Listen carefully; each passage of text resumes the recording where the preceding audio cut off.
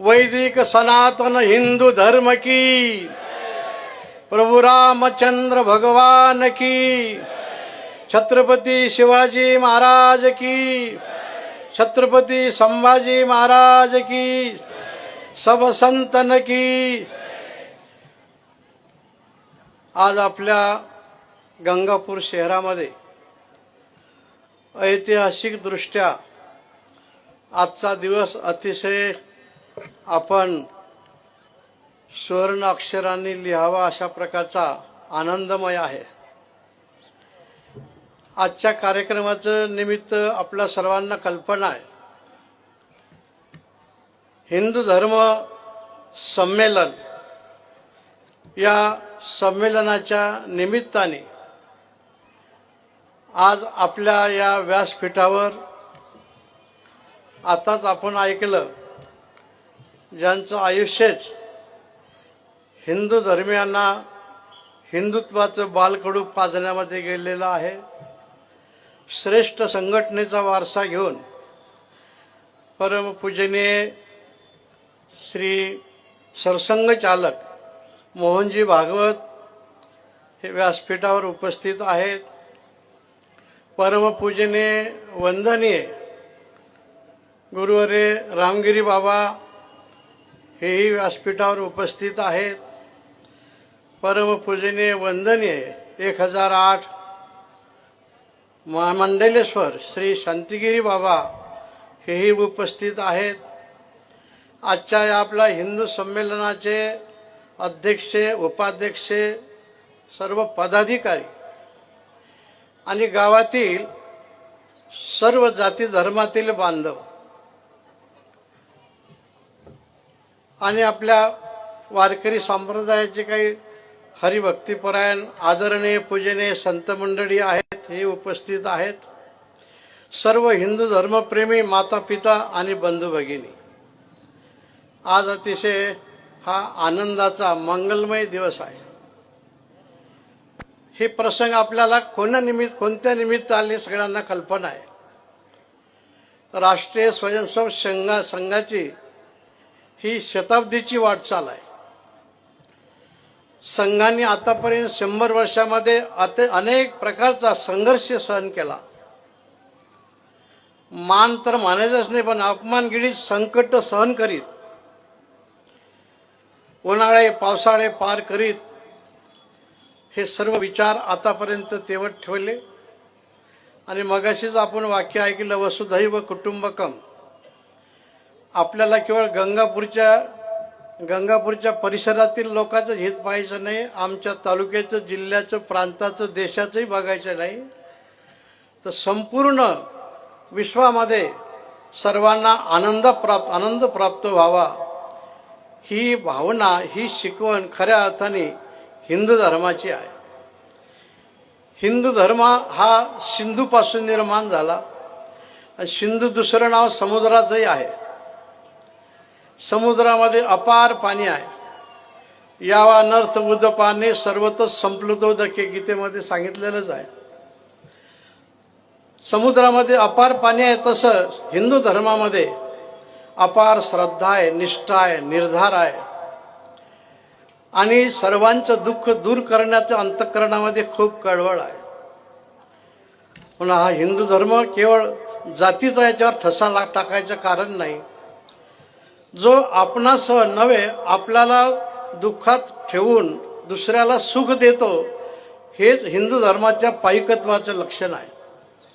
आणि आपण आपल्या श्रेष्ठींचं जर चरित्र पाहिलं, आपले शूर वीर वीर बाला, साधू संत महात्मे ऋषीमुनी, सर्वांची शिकवण आपल्याला हीच आहे। आणि त्यांचंच मार्गदर्शन, त्यांचा आशीर्वाद, त्यांच्या पावलावर पाऊल टाकून चालण्याचा आपल्याला हा प्रसंग प्राप्त झाला। गेल्या 100 वर्षामध्ये संघांनी काय काय केलं तर इथं आम्हाला काही अधिक बोलता येणार नाही, परंतु सरसंघ चालकाची आम्ही थोडी क्षमा मागून बोलतो। संघाचा मनुष्य दिसला तरी तो काय राष्ट्रद्रोही आहे का आणखीन कोण आहे असं लोकांना वाटत, परंतु असा एवढा घोर अपमान सहन करीत संघाचे आमचे सर्व पाईक कुठल्या प्रकारच्या खाण्यापिण्याचा कुठला बडजावपणा नाही, कुठलं काही नाही, अतिशय साधेपणामध्ये गेल्या 100 वर्षापासून हे कार्य करून राहत. आणि त्याचं प्रतीक काय तर आपण पाहिलं आता प्रभू रामचंद्राची पूजा केली आमच्या सर्व संत मंडळीने आणि सरसंघ चालकांनी केली. प्रभू रामचंद्राचं मंदिर होणारच नाही पण झालेलं आहे आपल्या श्रद्धेने आणि ह्या सर्व हिंदू धर्म संस्कृतीच्या पाईकाच्या माध्यमातून. दिव्य भव्य मंदिर आपण आपल्या दृष्टीने पाहतो हे आपल्या पिढीचं भाग्य आहे. अयोध्येचं राम मंदिर हे काही गावातलं राम मंदिर नाही, हे संस्कार केंद्र आहे, संस्कृतीचं केंद्र आहे. नुसतंच देशाला नाही तर जगाला सुविचार देणारं हे एक मंदिर आहे. आणि त्या मंदिराची उभारणी झाली. जिद्दीने, निर्धाराने, चिकाटीने अपमान सहन करीत जर काम केलं काय होते. अयोध्येच्या राम मंदिराचा हा आपल्याला सोहळा उदाहरण आपल्या समोर आहे. संघामध्ये अधिक काय आता जास्ती बोलण्याचं कारण नाही, आपल्या सर्वांना कल्पना आहे. आम्हाला संघामध्ये विशेष आमच्या मतीने असे गुण दिसतात. पहिले शिस्त, राष्ट्रप्रेम, धर्मप्रेम, सहनशीलता आणि निर्धार. आता मगही सांगितलं की मान अपमान गिळीत हे सर्व कार्य आपले सर्व संघ परिवार आतापर्यंत करत आलं. आतापर्यंत जे जे पदाधिकारी होते त्यांनी हे काम केलं. मधला एक काल तर असा होता की ठसाच मारायचा राहिला तर तो आपला आजचा विषय नाही. परंतु अशाही सगळ्या अतिशय प्रतिकूल कालामध्ये हे सगळे विचार जिवंत ठेवून संघाचा 100 वर्षाचा प्रवास आणि त्यानिमित्ताने हे हिंदू धर्म संमेलन. आज आमचे सर्व परमपूजनीय वंदनीय संत महंत या ठिकाणी उपस्थित आहेत. आपणही सर्व देशप्रेमी. हिंदू शब्द हा कुठल्या जातीला आपल्याला लावता येणार नाही, तो सर्वांच्या हिताचा आहे, सर्वांना घेऊन चालणारा आहे. ज्यांनी कोणी काही चूक केली असेल त्याची चूक दुरुस्त करण्याची ताकद हिंदू धर्मामध्ये आहे. जो कोणी करत असेल त्यांना समजून सांगण्याची ताकद हिंदू धर्मामध्ये आहे. भविष्यामध्ये एक नवे संघटनेच्या माध्यमातून जो कोणी काही चूक करू पाहत असेल त्यांनाही समज देण्याची ताकद आपल्या या हिंदू धर्मामध्ये आहे. आणि हे सर्व पाईकत्व घेऊन आपले सरसंघ चालक रात्र संघ परिवाराने केलं. संघ परिवार म्हणजे हा विचाराचा समुदाय आहे आणि विचाराने माणसाला पुढे जायचं आहे. संघटनेने बहुसंख्येने पुढे जाऊन त्याचा फारसा काही फायदा होत नाही. म्हणून कृतीने विचाराने पुढे चालणारी ही संघटना आहे. आम्ही बऱ्याच वेळेस पाहतो मोठमोठे पदाधिकारी जरी असले तर ते कार्यकर्त्याच्या घरी राहतात, सायकलवर प्रवास करतात आणि जे कोणी काही म्हणजे वेगळं म्हणत असतील त्यांचं ऐकून घेतात. ही सगळी सहनशीलता प्रभू रामचंद्रांनी त्यांना दिलेली आहे. आणि आपण एकच हे राष्ट्रप्रेम अधिक वृद्धिंगत करण्याकरता पहिल्यांदा आपण आपल्यातही काही फरक केला पाहिजे. काही काही गोष्टी आपल्या कळत नकळत अशा समोर आलेल्या आहेत. ज्या विवाह प्रसंगी आपण पाहतो वेगळे अशा नको त्या सगळ्या पद्धती आपण पुढे आणलेल्या आहेत. म्हणून आपण आपल्या वैदिक धर्माला अनुसरून आम्ही असं म्हणत नाही की अजून तुम्ही असे उलट्या वरच्या आखाड्याचे पायतन पायात घालावे, तुम्ही शांडल घाला, आणखीन काही घाला, परंतु मागचं विसरता कामा नाही.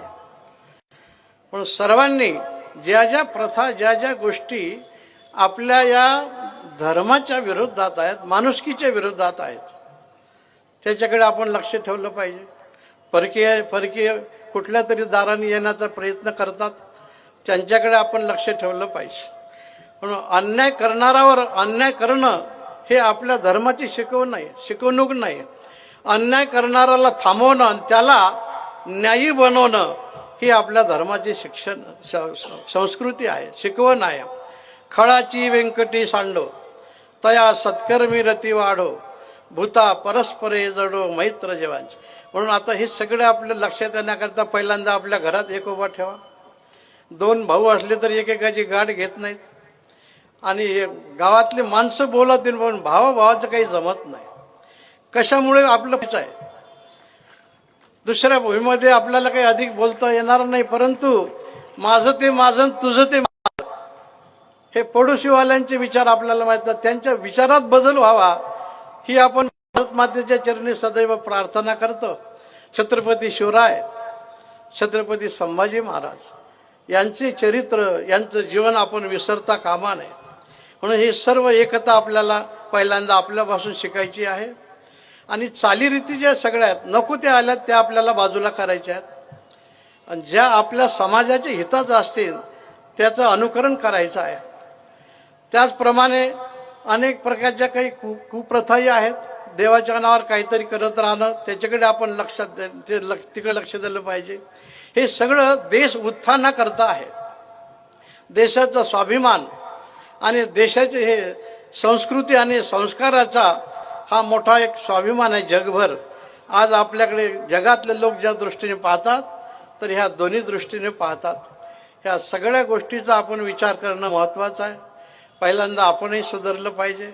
मग अशी आमचा विषय झाला तिथं सरसंघ सालकेजन आमचे शांतिगिरी बाबा, रामगिरी बाबांनी सांगितलं, गोमातेबद्दल बोलले. पण त्यांनी चांगले आपल्याला प्रश्न उत्तरही दिलं आणि समाधानही केलं की आपण ठीक आहे हे तर केलं पाहिजे. पण आतून तुम्ही पहा, माणसं 10-10, 4-4 कुत्रे सांभाळते पण गाय सांभाळत नाहीत.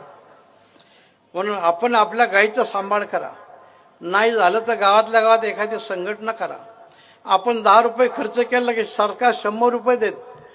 परंतु ते सगळं आपण योग्य गायीचं रक्षण करणं, रक्षण करणाऱ्याकडे हा दोष आहे.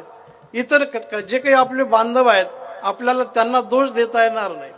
आपणच जर नाही गोमातेला दिलं तर कसं काय करता येईल. म्हणून आपली गाय आपली सांभाळा. मग अशी आमच्या संतांनी थोडे शब्द सरसंघजींना सांगितले. तोही प्रश्न आपल्याच हातात आहे. हे सगळं आपण केलं पाहिजे. आणि आपल्या देशामध्ये अनेक जाती आहेत, अनेक धर्म आहेत, अनेक पंथ आहेत. परंतु हे सगळे फक्त नाम, रूप, वर्ण, वस्त्र, खानपान हे भिन्न भिन्न जरी असलं तरी सर्व भारतीय आहोत. ये देश के निवासी सभी जन एक है, रंग रूप वेश भाषा चाहे अनेक है. भारत माता की, प्रभु श्री रामचंद्र भगवान की, सब संतन की.